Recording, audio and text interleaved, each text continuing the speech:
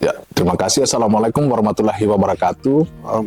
Dan salam sejahtera buat kita sekalian. Kembali lagi saya dengan Helmi Setiawan di edisi kedua hari ini akan memperbincangkan soal carut marut aksi demonstrasi teman-teman gerakan pemuda Ladongi Membangun di Kecamatan Ladongi beberapa waktu yang lalu.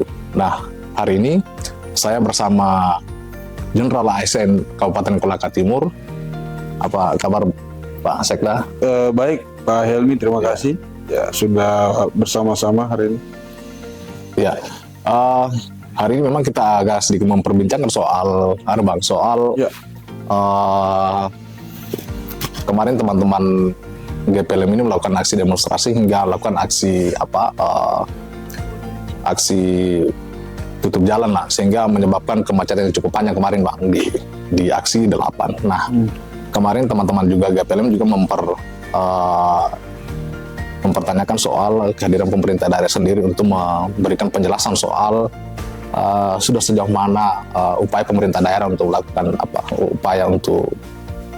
lakukan diskusi dengan pemerintah provinsi soal jalan khususnya di Kecamatan Ladongi Bang. Ya. Nah, mungkin Pak Sekda tadi kan sudah lakukan Bang ya, sudah ada pertemuan dengan teman-teman GPLM. Betul. Bang, gimana Bang ceritanya itu Bang soal pertemuan hari ini Bang? Terima kasih Pak Helmi. Terkait kegiatan hari ini kan merespon daripada demonstrasi kemarin, termasuk yang minggu lalu ya. Minggu lalu kemarin ini sampai sore, alhamdulillah kemarin ya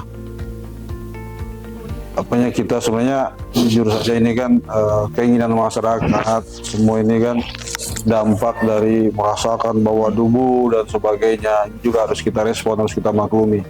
Hanya memang kita berharap sebenarnya demo ini tidak menyebabkan keterlambatan transportasi daripada masyarakat yang masuk ke dalam, yang keluar, sehingga masyarakat ini tetap ekonominya berjalan, yang usaha, yang ASN juga semua. Karena kalau jalan itu ditutup nanti semua ini serba jadi bermasalah. Nah, terkait hari ini pertemuan kebetulan saya hadir juga mewakili pemerintah dan atas izin Pak Bupati, kemudian aja Pak Kapolres, Kesbang, teman-teman kepolisian, ada tokoh masyarakat juga, kemudian juga teman-teman adik-adik dari yang GPLM semua. Tadi kita sudah menjelaskan kepada mereka sebenarnya bahwa kita memahami apa yang disampaikan adik-adik ini, kita juga merespon, sehingga sudah kita sampaikan keinginan mereka sebenarnya. Kan keinginan mereka itu minggu lalu bahwa ada penjelasan teknis daripada dinas terkait, dalam hal ini dinas PU, kemudian juga dari kepolisian sejauh mana proses hukum ini, dan itu sudah kita lakukan minggu lalu. Tadi saya berkesempatan untuk menyampaikan itu kepada mereka, termasuk tokoh-tokoh masyarakat, dan alhamdulillah tadi ini karena kita mengkomunikasikan secara baik dengan tokoh masyarakat, dengan masyarakat, kepolisian juga termasuk adik-adik yang demo, sehingga semua bisa saling memahami. Tinggal nanti bagaimana dalam ke depan ini ada tindakan-tindakan yang lebih jelas, dalam artian maksudnya kita berharap ini nanti ada pertemuan lanjutan, merespon apa yang adik-adik sampaikan. Itu Bang, itu sebenarnya yang jalan kemarin itu Bang, yang dituntut oleh teman-teman ini juga publik juga harus tahu Bang soal jalan yang teman-teman GPLM tuntut. Sebenarnya berdasarkan informasi kemarin yang disampaikan oleh Bapak Kapolres Kolaka Timur, bahwa memang lokasi itu memang lagi bermasalah Bang soal hukum, karena diduga jalan itu tidak selesai dan mengalami kerugian hingga sampai 1,4 miliar Bang. Nah ini yang menjadi menjadi polemik juga sebenarnya. Publik juga harus mengetahui lebih detail ini Bang. Makanya hari ini juga pertemuan kita ini mungkin bisa Pak Sekda juga memberikan pemahaman soal itu, soal ke pemerintah, ke masyarakat, khususnya di masyarakat Ladonge. Iya. Seperti itu, Bang. Baik, terkait jalan ini yang dipersoalkan, didemokan kan begini ceritanya. Dulu waktu mau peresmian waduk oleh Presiden, maka oleh provinsi ada pengaspalan kurang lebih 5 km.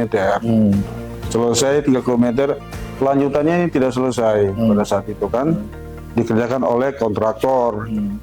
Nah, sekarang kenapa ini tidak dilanjutkan penganggarannya untuk pengaspalannya oleh provinsi? Karena jalan yang tidak selesai ini sekarang lagi proses hukum oleh Tipikor, sehingga oleh Tipikor dan tenaga ahli termasuk daripada audit Bawaslu kemarin menjelaskan bahwa untuk jalan yang dimaksud ini kurang lebih 2 kilo ini tidak bisa dulu untuk dilakukan pengaspalan karena sebagai posisinya barang bukti dia.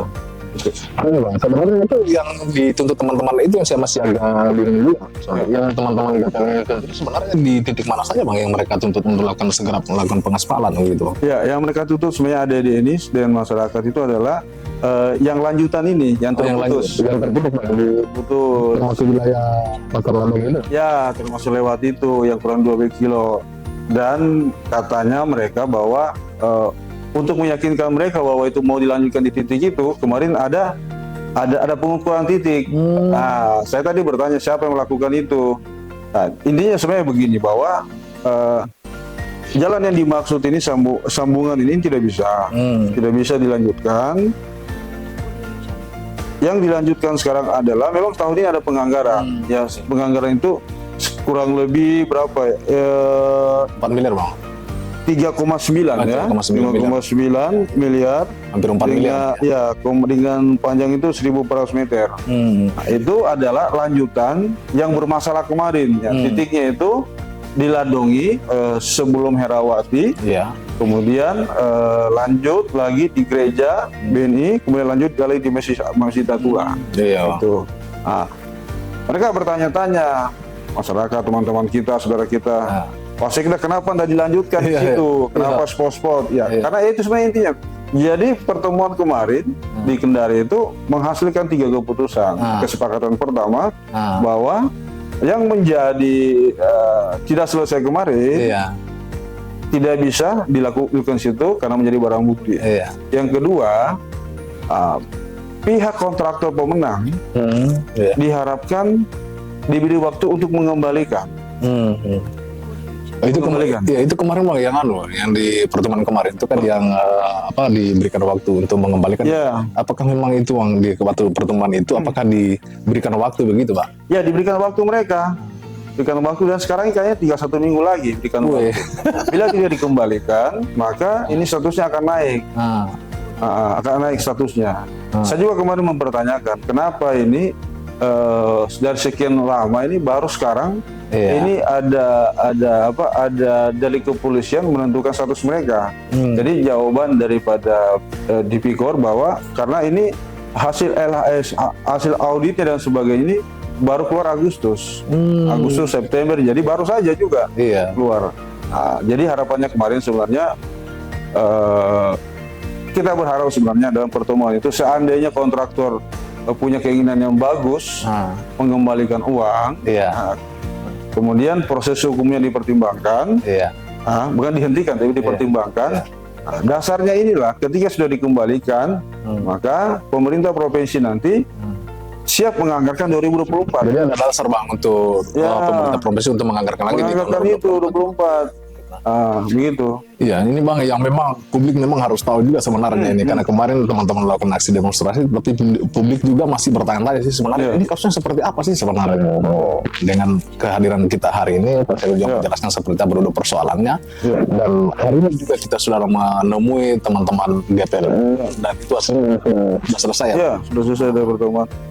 Nah, jadi tadi yang pertama bahwa kita menjelaskan sama teman-teman yang demo, ada juga beberapa tokoh masyarakat, ibu-ibu juga tadi, bahwa pertama yang menjadi jalan yang diharapkan ini pertama posisinya adalah barang bukti, tidak bisa dilaksanakan. Yang kedua, kita berharap mudah-mudahan kontraktor yang melaksanakan kemarin bisa mengembalikan. Kalau dikembalikan ini, maka diupayakan oleh profesi untuk mengangkat 2024. Seandainya misalnya sekarang tidak dikembalikan, kita berharap sebenarnya nanti dari kepolisian dalam hal ini Tipikor akan kemarin penjelasannya bahwa akan dinaikkan statusnya misalnya, kan? Biar ada kejelasan status itu sehingga kita harapkan sebenarnya setelah statusnya jelas dan barang buktinya sudah jelas, maka di 2024 untuk dianggarkan lagi. Jadi kita tadi keputusannya, jadi saya tadi mewakili pimpinan Pak Bupati, Pak Bupati juga titip salam kepada teman-teman bahwa ya kita dalam waktu mudah-mudahan minggu ini teman-teman nanti dari mewakili nanti masyarakat untuk bertemu langsung dengan Tipikor mempertanyakan kasus ini. Yang kedua setelah itu nanti kita kawal bersama-sama nanti pemerintah untuk bertemu dengan dinas PU provinsi mempertanyakan. Jadi itu Bang ya hasil pertemuan yang tadi. Itu ada pertemuan lain juga soal itu teman-teman GPLM mempertanyakan status hukum. Siap. Saya pikir cukup saja Bang sampai di sini. Baik. Terima kasih. Jadi saya sebelum Pak Helmi menutup, saya pertama perusahaan saudara-saudara saya, kemudian dari GPLM, ini memang soal aspal ini hal yang krusial, kan? Tetapi lagi-lagi mari kita tetap tenang, berpikir menyelesaikannya ini biar perlahan-lahan kita ulangi persoalannya, karena ini sekali lagi, bagaimana kita meyakinkan pemerintah bahwa kondusivitas daerah itu bisa terjadi. Nanti kami pemerintah nanti memfasilitasi untuk bagaimana bertemu dengan pihak Tipikor, biar ada kejelasan ini, karena kalau saya salah waktunya tinggal 1 minggu untuk mengembalikan. Biar misalnya tidak ada pengembalian, apa tindak lanjut dari itu, kemudian kita nanti bertemu semuanya, pemerintah, adik-adik masyarakat dari kepolisian, kemudian dari PU, kira-kira ke depan 2024 ini bagaimana supaya jalan itu minimal ada kejelasan, kalau memang bisa dibantukan bagaimana, kemudian kira-kira pemerintah ini apa yang harus kita lakukan, pemerintah itu mungkin yang bisa saya sampaikan. Terima kasih. Iya, terima kasih Pak Sekda atas penjelasannya. Mungkin masyarakat yang ada khususnya di Kecamatan Ladongi mungkin bisa melihat atau mendengar sendiri atau penjelasan Pak Sekda terkait carut-marut persoalan aspal di Kecamatan Ladongi. Itulah dari kami di edisi kedua kami tajuk peristiwa di podcast yang kedua tentang bagaimana